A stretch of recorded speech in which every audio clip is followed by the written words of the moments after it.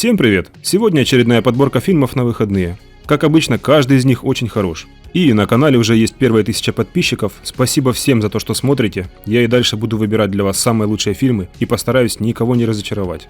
Итак, заваривайте чай и поехали!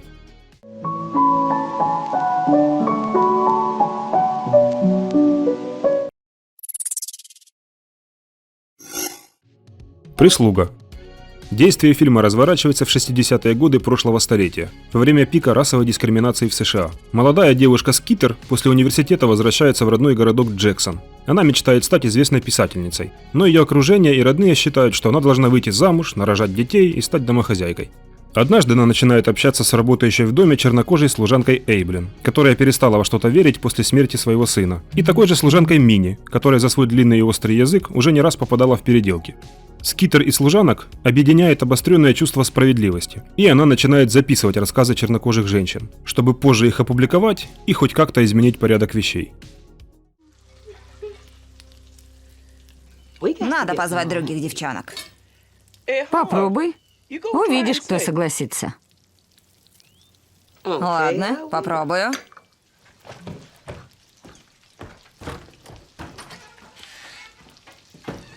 Ну все, мы влипли.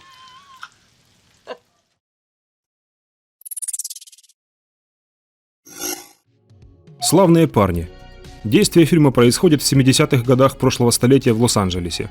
Местный вышибала Джексон Хилли приходит в дом к частному детективу Холланду Марчу передать ему послание от заказчика, чтобы тот не сунул нос не в свое дело. И в результате ломает ему руку. Спустя некоторое время к Джексону обращается женщина, работающая в департаменте юстиции, которая просит нашего героя, славящегося способностью решать проблемы, отыскать ее пропавшую дочь Эмилию. Взявшись за это дело, вышибала по совету хороших знакомых вскоре выходит на того же детектива Холланда, услышав о нем только положительные отзывы, как о специалисте своего дела. Джексон предлагает Холланду объединить усилия в поисках пропавшего ребенка. Тот не очень рад увидеть недавнего гостя, но все же соглашается на предложение. Тихо, не надо. Я совсем, по-твоему, дебил?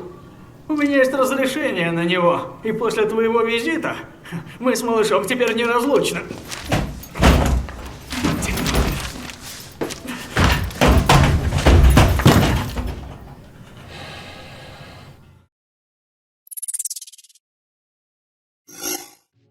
Вышка.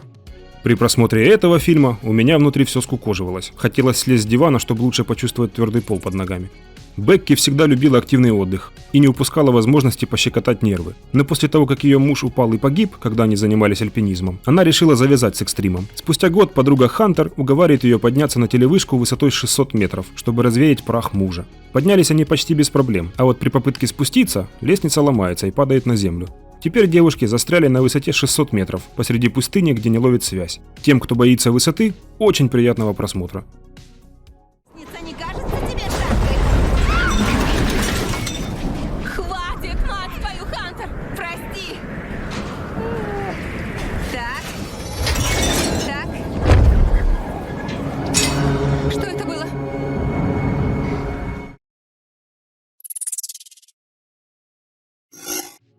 Тайна 7 сестер. За последние 50 лет население планеты увеличилось в 2 раза. Природные ресурсы стремительно уменьшаются, заставляя правительство в 2075 году пойти на радикальные меры. Принимается решение, разрешающее иметь всего лишь одного ребенка в семье. Оставшихся, так сказать, лишних детей решают отправлять в криосон до лучших времен. В это время в семье Сетман рождается сразу 7 девочек-близняшек. Их мать умирает при родах. Торренс Сетман, очень озадаченный дедушка семейства, принимает решение скрыть их от правительства. Он называет каждую внучку днем недели и со временем устанавливает для внучек строгое правило. Каждая может выходить на улицу только раз в неделю, в свой день. При этом все они должны быть одной личностью, чтобы не попасть под подозрение властей. Так девушки живут очень много лет. Но однажды понедельник уходит и не возвращается.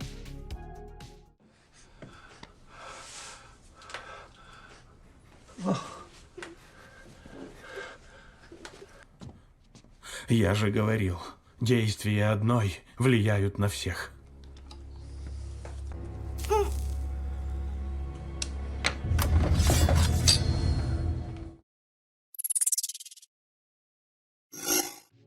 Комната желаний.